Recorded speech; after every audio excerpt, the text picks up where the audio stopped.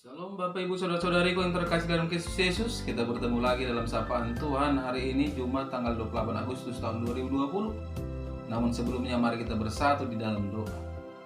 Damai sejahtera Allah yang melampaui segala akal, itulah yang memelihara hati dan pikiranmu di dalam Kristus Yesus Tuhan kita. Amin. Saudara yang terkasih dalam Kristus Yesus, sapaan Tuhan buat kita hari ini terangkat dari kitab 1 Petrus 2 ayat yang pertama. Demikian firman-Nya. Karena itu buanglah segala kejahatan, segala tipu muslihat, dan segala macam kemunafikan, kedengkian, dan fitnah. Sampai jatuh firman Tuhan. Saudara yang terkasih dalam Kristus Yesus, saya mengangkat tema dari firman ini, yaitu buanglah kejahatan. Saudara yang terkasih dalam Kristus Yesus berbicara tentang hal membuang sesuatu, sudah pasti maksudnya adalah membuang benda atau barang yang sudah tidak berguna dan tidak bernilai lagi dalam hidup kita. Misalnya saja baju yang sudah robek dan kusam. Bisa juga kita membuang suatu benda, karena benda itu saudara-saudara bisa membuat kita celaka.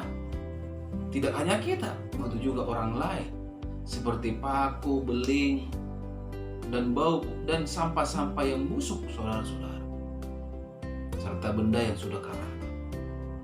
Mustahil kita membuang benda yang sangat berguna dan masih bernilai dalam kehidupan kita, atau yang bisa dikatakan dengan sangat bermanfaat. Demikian juga dengan kehidupan ini, saudara-saudara. Ada hal yang perlu kita buang dari kehidupan kita, karena hal itu tidak berguna dan membawa dampak yang baik, melainkan membawa dampak yang buruk di dalam kehidupan kita. Saudara yang terkasih, apakah hal itu? Apakah yang harus kita buang itu? Hal yang perlu kita buang adalah segala kejahatan dari hati kita, segala kejahatan dari hidup kita. Sebagaimana yang dikatakan di dalam kebenaran firman Tuhan saat ini, 1 Petrus 2 ayat 1, yang berkata, karena itu buanglah segala kejahatan, segala tipu muslihat, dan segala macam kemunafikan, kedengkian, dan fitnah. Di sini sangat jelas, saudara-saudara, ya, sangat jelas bahwa firman Tuhan saat ini menyuruh kita untuk membuang segala yang jahat dan kotor dari hati kita atau dari kehidupan kita. Artinya kita diminta untuk melakukan yang benar dan membuang kehidupan yang jahat dan kotor. Itu sebabnya saya teringat Ustadz Hakim pernah bernyanyi, jagalah hati, jangan kau nodai, jagalah hati, lentera ilahi. Artinya kita harus jaga hati kita dari hal-hal yang kotor.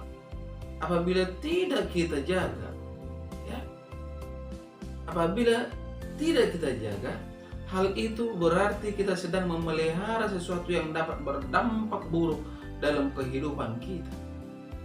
Mengapa akan memelihara hal yang berdampak buruk? Karena ketika sampah dibiarkan lama, sampah ini akan memunculkan bau yang tidak enak, bau busuk, dan lama-kelamaan bakteri akan datang, dan sampah ini akan membawa dampak penyakit bagi setiap orang yang ada di sekitarnya. Saudara-saudara yang terkasih dalam Kristus Yesus, kita perlu untuk benar-benar sadar dan mau meninggalkan hati yang jahat dan kotor. Sebab hal itu tidak berguna dan bernilai sama sekali dalam hidup kita. Lalu bagaimana saudara-saudara cara untuk membuang kejahatan dari hati dan hidup kita? Caranya adalah menerima firman Tuhan dengan lemah lembut dan kerendahan hati. Meskipun mungkin firman Tuhan berbicara keras bagi kita, atau mungkin pula firman Tuhan mengganggu kenyamanan kita yang sedang dalam kubangan dosa, kita harus mau membuka hati kita. untuk firman Tuhan. Maka firman-Nya yakinlah akan berkuasa saudara-saudara, akan memampukan kita membuang segala kejahatan tersebut dan hal yang kotor dari hidup kita. Firman yang hidup dan berkuasa itu pula mampu akan menyelamatkan kita. Sebagaimana dalam Amsal 4 ayat 23 berkata, jagalah hati karena dari situlah terpancar kehidupan.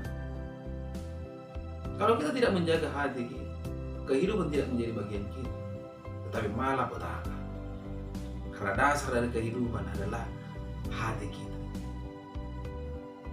Jangan kita jadikan diri kita menjadi tong sampah.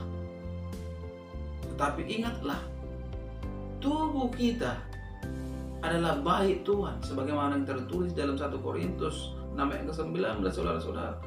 Atau tidak tahukah kamu bahwa tubuhmu adalah bait Roh Kudus yang diam di dalam kamu? Jadi tubuh kita ini adalah tempat bersemayam Roh Kudus, Roh yang bersih, Roh yang suci. Artinya kita harus menjaga hidup kita dengan kekudusan. Serta saya sangat teringat akan suatu falsafah hidup, kebersihan pangkal kesehatan. Agar hidup kita sehat, mari kita jaga kebersihan tubuh kita. Mari kita jaga kebersihan hati kita. Mari kita jaga kebersihan kehidupan kita. Amin. Kita bersatu dalam doa. Terima kasih Bapa di surga untuk kebenaran dari firman-Mu yang telah berkumandang melalui media YouTube ini. Tuhan Yesus yang baik, biarlah setiap pribadi yang mendengarkan firman-Mu ini dimanapun berada, Engkau tolong mereka, Engkau baharui hidup mereka, Engkau pulihkan mereka Tuhan. Sehingga yang sakit disembuhkan, yang lemah dikuatkan, yang mendapatkan permasalahan mendapatkan jalan keluar. Karena memang tiada yang mustahil bagi Engkau Bapa. Tidak henti-hentinya hamba-Mu berdoa pada saat ini untuk seorang ibu yang ada tergeletak di rumah sakit Vita Insani Bapa. Inang Moses Borusi Bapa di surga, hamba-Mu percayakan oleh darah kuasa Tuhan, ibu itu bisa disembuhkan. Ketika Tuhan mau berkarya, karena memang tidak mustahil bagi Tuhan. Itu juga Tuhan, setiap keluarga izinkan untuk mengangkat doa dan iman percaya yang teguh dengan kuasa Tuhan. Tidak ada satupun yang tidak mungkin. Engkau adalah Allah kami yang sangat luar biasa. Itu juga Tuhan, hamba-Mu berdoa untuk setiap jemaat yang ada di Bandung. Tuhan tolong mereka, Tuhan jagai mereka, Tuhan hibur hidup mereka. Inilah doa hamba-Mu yang hamba-Mu percayakan di dalam nama Kristus Yesus Juru Selamat kami yang hidup. Amin. Salam buat kita semua.